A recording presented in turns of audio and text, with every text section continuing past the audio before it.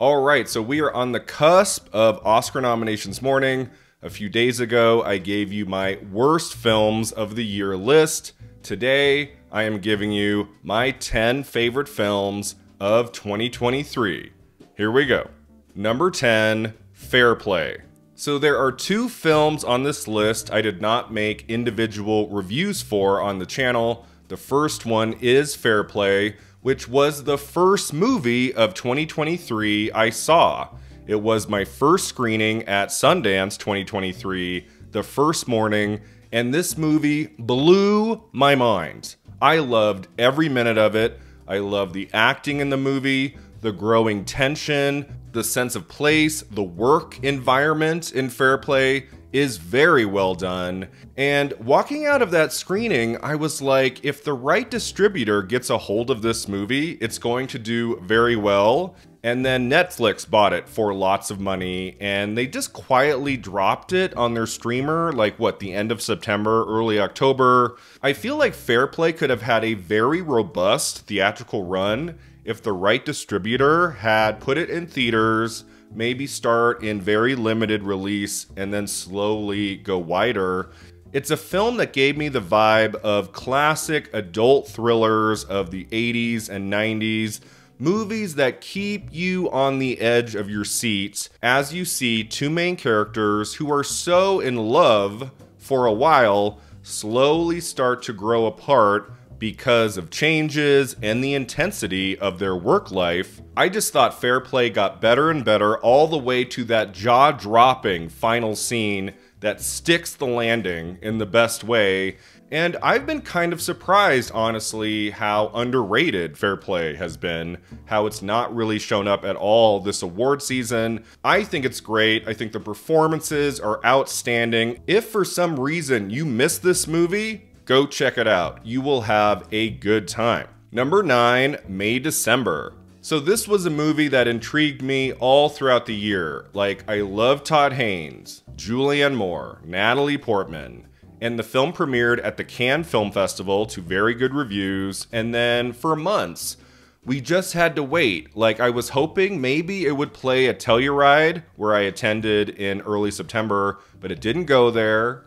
And then October came, November came, and I'm like, oh my God, I want to see this movie so bad. The day I got the screener for May December in the mail was a big deal. Like, I was like, oh my God, it's here, I can finally see it. Because people had been saying it's a comedy, like it's going into the Golden Globes in the comedy or musical category, and I'm like, what?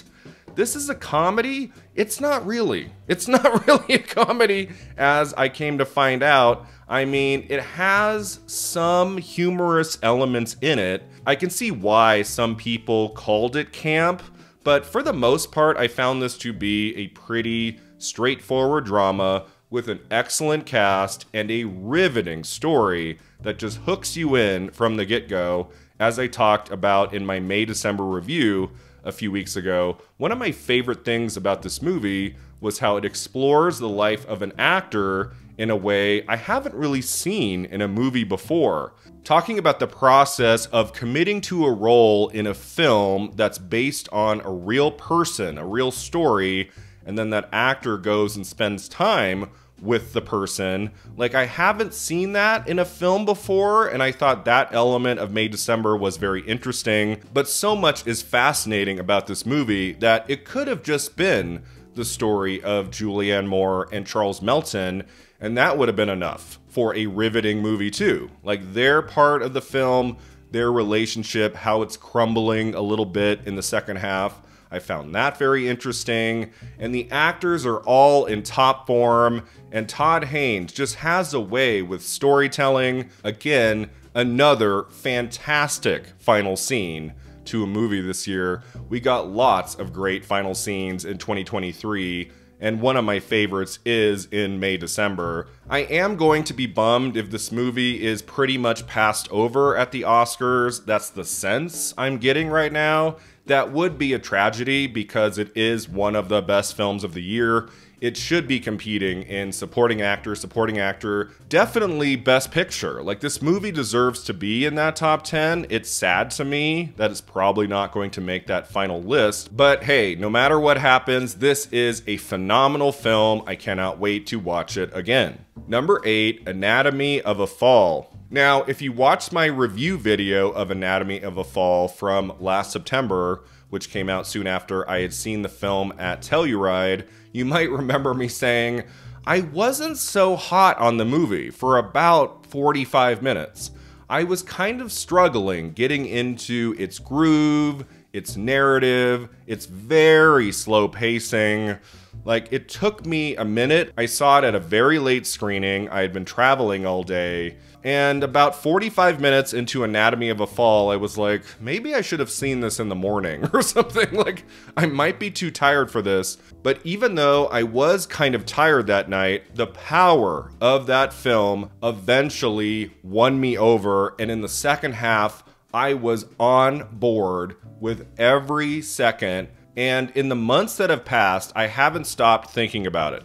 I think one of the marks of a truly great movie is not just how you experience it in the moment, it's if a few weeks later, especially a few months later, you're still thinking about it, and that was the case for me with Anatomy of a Fall. The performances in this movie are all extraordinary. Sandra Hüller better get that Oscar nomination for Best Actress.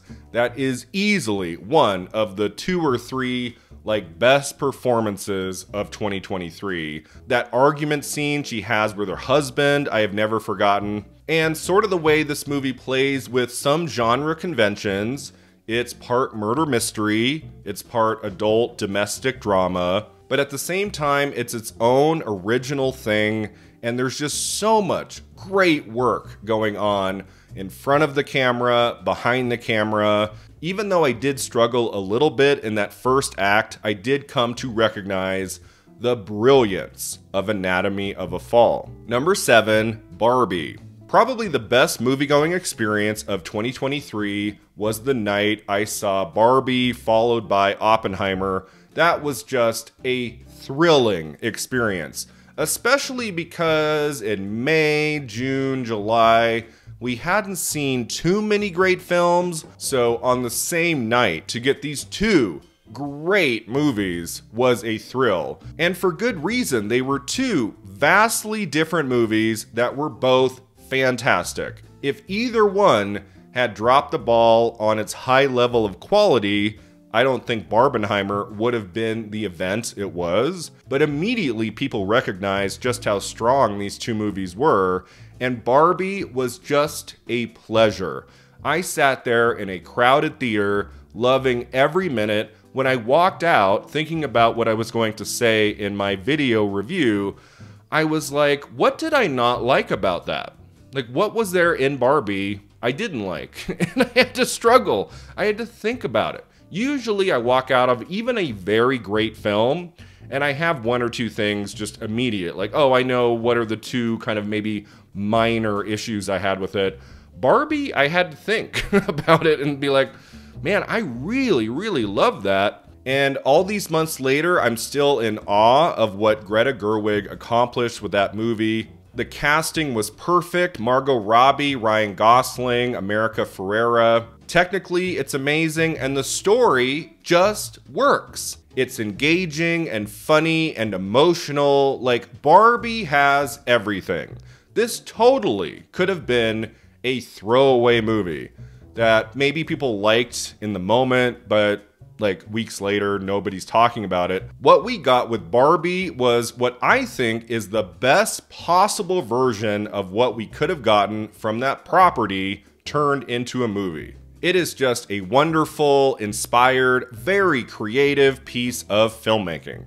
Number 6, Oppenheimer. So Barbenheimer continues with my number 6 slot that goes to Christopher Nolan's Oppenheimer, a masterpiece of a movie that is just so brilliant in a number of ways, starting with that incredible ensemble cast. Cillian Murphy had always been a great actor. I think most of us have loved him going back to like 28 Days Later and Red Eye and Sunshine. And it's like he's just been waiting for that grand opportunity, and Christopher Nolan gave him one with Oppenheimer. His eyes are so expressive, even when he's not saying anything. You cannot look away from this actor. He is just one of our best, and he gave everything of himself to this character. Robert Downey Jr. does some of his best work in a long while. I still stand by my one criticism of the movie, which is kind of why it's not in the top 5.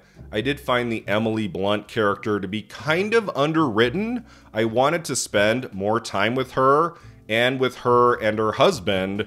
I was happy to see Blunt get a couple great moments at the end of the film, and she's going to get her first Oscar nomination. I'm thrilled by that because she has been an excellent actor for so many years.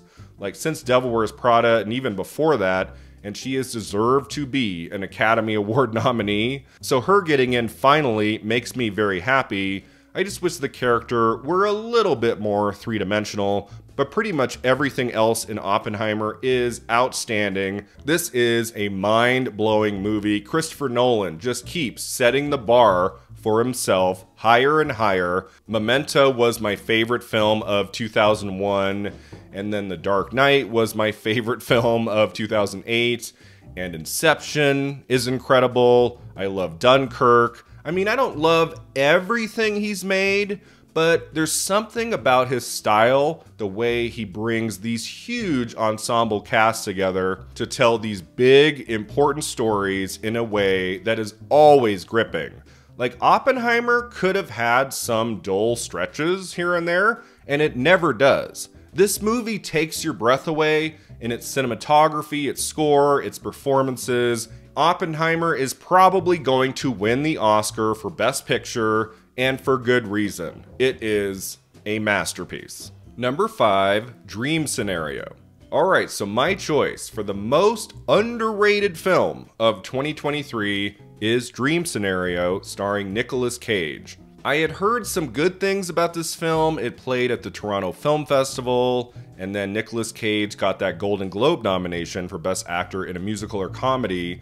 But when I put this screener on a few weeks ago, I was prepared for a decent film, like a 3 stars or 3.5 stars. I was like, oh, this will be fun. It has a unique premise that immediately grabbed me when I first heard about the project, and it was one of the Toronto films I wanted to see the most.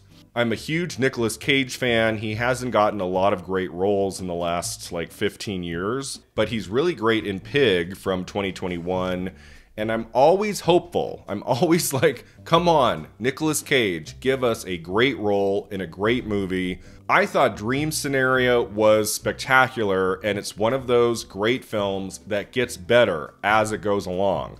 I was with it for minute 1, and I was into it for about 45 minutes. I really liked it. And then it just got really interesting. The plot took some detours I did not expect.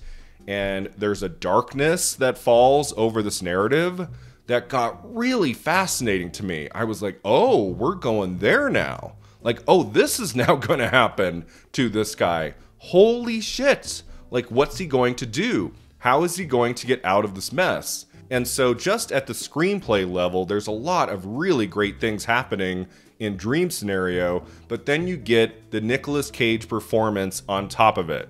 And he plays this kind of loser professor character to a T. He is perfection in this role. It is the funniest he's been in a long time, and also sometimes the most emotionally gripping.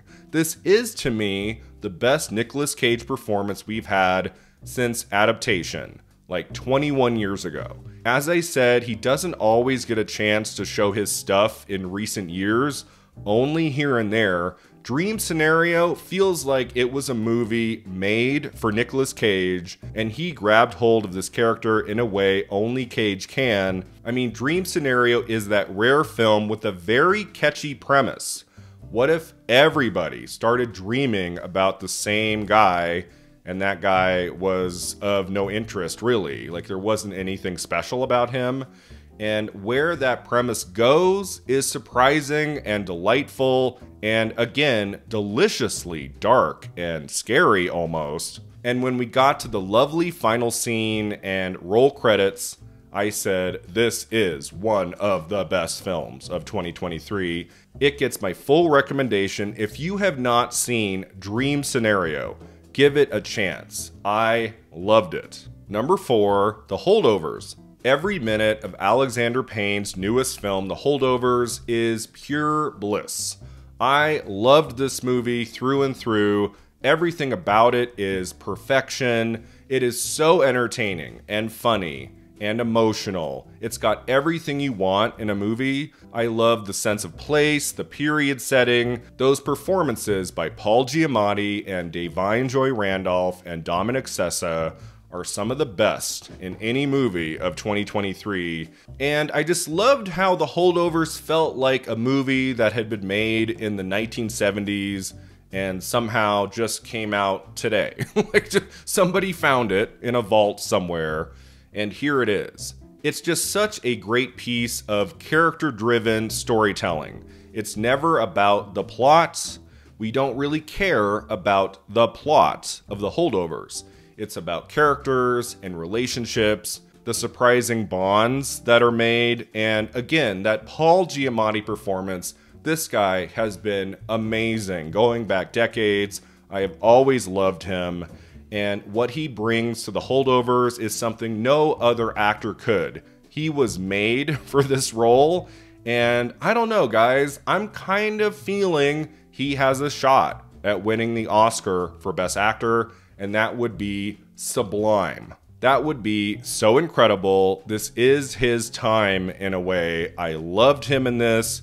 I love this movie. I will be revisiting The Holdovers countless times in the future, and it absolutely gets a place in my top 5 films of 2023. Number 3, Poor Things. I have been a fan of Yorgos Lanthimos for many years. I mean, The Lobster, The Killing of a Sacred Deer, and then especially The Favorite are all fantastic. And I was intrigued when I heard about Poor Things early on with that cast that includes Emma Stone and Mark Ruffalo and Willem Dafoe and all these great people. And it was kind of an under the radar project for a while. I believe it shot way back in 2021. And then of course they needed time to work on the visual effects and a lot of things with this movie. But boy, was it worth the wait. Poor Things is not just one of the best films of 2023, it's one of the best films I've seen in the last few years. Watching Poor Things at the Telluride Film Festival was an extraordinary experience. I was taken with this vision from minute one. It's got such a compelling story, it's beautifully shot, the visual effects are lovely, and those incredible performances, especially I would say by Mark Ruffalo and Emma Stone, are two of the best I've seen in a long while. Mark Ruffalo has always been a great actor. I've enjoyed him in so many movies. I thought he gave us something new and fresh in Poor Things. I sincerely hope he makes the lineup at the Oscars for Best Supporting Actor. His kind of dark, insincere charm he brings to this character is fascinating. And then Emma Stone, someone I've always enjoyed in movies. I've never been like, wow. Even in La La Land, which she won the Oscar for, I thought she was very good in that movie. But I had some other favorites that season. This season, I do think Emma Stone gives the performance of the year. I didn't see anything else that blew my mind the way that Stone did in this movie. Kind of like Paul Giamatti in The Holdovers, Emma Stone was made for this character of Bella Baxter in Poor Things. She takes on this role with gusto, she leaves nothing on the table, and then that is matched by an awesome visionary experience by Yorgos Lanthimos. What a great pairing Lanthimos and Stone have turned out to be. I can't wait to see what they do next. Poor Things is a masterpiece on every level. I love this movie so much. Number 2, Saltburn. Okay, here it is. the most controversial choice on this list, I would say. I know a lot of people have not enjoyed Saltburn. Many people have hated it. It's been kind of an interesting few months for me because I saw this film at Telluride. I loved it. I had such a great time. And Saltburn did not play at Venice or Toronto. And so for a few weeks there, I was only one of, a few hundred people who had seen this movie. And I was singing its praises. I made a very complimentary YouTube video about this film that's gotten a lot of views and a lot of comments. And then as the movie started finally coming out in November, and then especially after it hit Prime Video in December, it has been kind of disappointing, to be honest, to read all the negativity surrounding this movie. But there's just something about this movie I dig. I love the vibes of the film, the look of it. Again, the sense of place. I've said that a few times in this video. I do love a movie that gives me a very strong sense of place. And in Saltburn, we get two. We get the university setting, and then you get the Saltburn setting. And I'm a sucker for gothic stories that take place in like castles and things. Rich people doing bad things and like family units where there's something off right from the get-go. I love the cast of this film, Barry Keoghan and Jacob Elordi and Rosamund Pike. I mean, there's just so much great stuff happening in this movie. And I feel like even when the shock factor kind of wears off, there's still so much intrigue and fascination with this eccentric group of characters. I just really enjoy spending time with these people in these specific settings. There's something about Saltburn I just really enjoy. I really, really love it. And in terms of all the films I saw in 2023, it is going to have some of the most rewatchability in my mind. I could see myself revisiting Saltburn many times in the future, and happily so. It's got so many memorable scenes. I love the soundtrack, that final shot. It's still, to my mind, the best last shot of a movie I've seen in years. So is Saltburn a better film than, say, The Holdovers and Poor Things and Oppenheimer and Anatomy of a Fall? Like, you could disagree with me on that, having Saltburn as high in my list as I have it, but I just have to go with my intense love for this movie, that amazing screening I had at Telluride. I walked out of that theater just so happy. I think I tweeted out, this film was worth the trip to Telluride. I still feel that to this day. Emerald Fennell is a phenomenal filmmaker, and Saltburn is the greatest time. Alright, so what is my choice for the #1 best film of 2023? If you've been watching my channel the last few months, this is not going to surprise you in the least. It's, of course, Past Lives. So I love the night of Barbenheimer in July. I had some really amazing, memorable screenings at Telluride, but my favorite theatrical viewing of a movie in all of 2023 took place at the Sundance Film Festival a year ago when I saw Past Lives. The Oscar expert and brother bro in line at a screening for a different film told me they were hearing amazing things about Past Lives and that I needed to fit it in my schedule. And so I figured the next day, instead of seeing Infinity Pool at noon, I would see Past Lives. That turned out to be a good thing, since if you watched my worst films of the year video, I had Infinity Pool on it. I made the right decision because Past Lives was not made available for online viewing. If you wanted to see that film at Sundance, you had to see it in person. So I fit it into my schedule, and before the movie even started, you could feel this charge in the theater.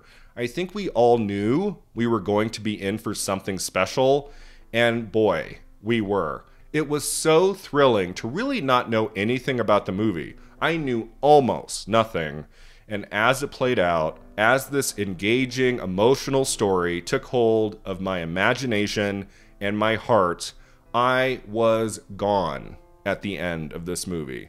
I was crying so hard. There was a moment where I was like, Brian, calm down. Like, you need to calm down. It's just a movie. like these people don't really exist, Brian. Calm down. Because, boy, the third act of Past Lives got me in a way very few movies do. Like, I cry in films here and there. Sometimes, like, a really good piece of music matched with an emotional beat of a story can be enough. Like, I'll just cry on command. But there was something different about Past Lives. There is a catharsis at the end of this movie I will never forget the rest of my life. That Greta Lee performance has stuck with me for a year. I was so happy to see her get nominated at the Golden Globes and a Critics' Choice. We are on the cusp of Oscar nominations morning. I would love to see her get into Best Actress. It is not guaranteed. She might not make the final list.